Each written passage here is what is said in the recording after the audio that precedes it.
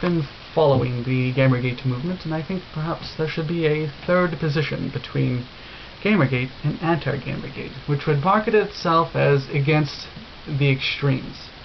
It would market the Gamergate and anti-Gamergate as extremists, who both have a kernel of truth and kernel of untruth, and that this third position takes the kernels of truth from both sides, puts them together, and calls for everyone to get along. It would be a sort of a laid-back, everyone should just play nice kind of movement. It would be a kind of movement that Total Biscuit and Angry Joe might even be comfortable with. Both are people who seem to think that both sides are full of it.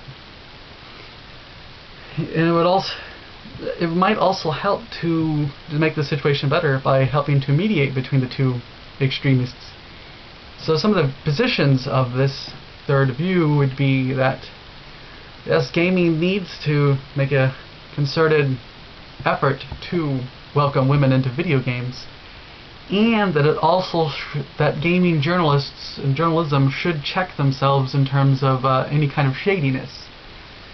There have been videos done by people who do reviews for a living about some shady dealings in terms of people possibly getting bribed to give good reviews, like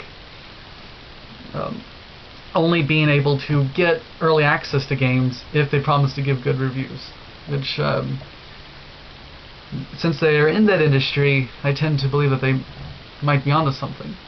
So as you can tell right there, it has both an anti-GG viewpoint that the gaming community should try to make a concerted effort to welcome women, and a GG kind of belief that there's something shady going on with gaming journalism.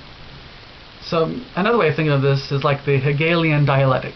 If you don't know about the Hegelian dialectic, it goes like this. It's a thesis, a position, which engenders its opposite, the antithesis, which then leads to a synthesis, a third position, which takes the best of both sides and disregards the crappiness of both sides. Because from what I gather, both GG and anti-GG are both guilty of harassment, guilty of trying to get people fired because they're on the other side. So I've heard of GGers trying to get at anti-GGers, and I've heard of anti-GGers trying to get people like fired for being GGers. Like I heard they even attacked Patreon because people who ideologically disagreed with them were using Patreon, which is a low blow, which is why this third position could be the let's all get along position. The you shouldn't mess with people's personal lives because they disagree with you. You shouldn't.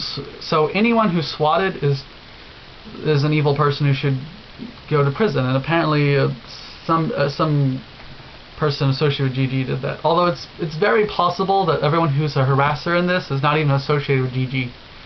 That people are just assuming that there's a connection. That is something that is a possibility. But the problem is that the GG brand is ruined by the harassers. But anyway, yes, this could be the third position. And because of the third position, no one can say, oh, this third position is also sexist because it has a touch of Gamergate in it. But it also has a touch of feminism in it. And this third position would not see itself as anti-feminism. It would see itself as a type of feminism that simply disagrees with the way Feminist Frequency and her clique does feminism. It's just a different kind of feminism. So the fact that it would market itself as just a different kind of feminism would help it not be accused of misogyny, which it obviously is not misogynist. Because, by the way, the third member could do, and it is very possible to disagree with people who call themselves feminists without being a sexist. I disagree with Feminist Frequency in a lot of things, and I think sexism is terrible. It's bad. I consider myself a feminist who disagrees with Henry Sarkeesian on a lot of things. So I don't know what to call this third position. Maybe gamer populism, gamer moderates. I don't know. Somebody with better marketing skills than I should come up with a name, coin a term. Now I wish this video could do more, but my channel my videos tend to only get like 30-40 views, which is fine. Because it's usually just me and my little community I got going here. But I don't know, maybe somebody will see this and think it's a good idea and try to make this third position, because that will try to synthesize we need to do something about journalism and helping out women, but we also need to recognize that you can disagree with feminist frequency and not be some sort of sexist. The third position. That's all.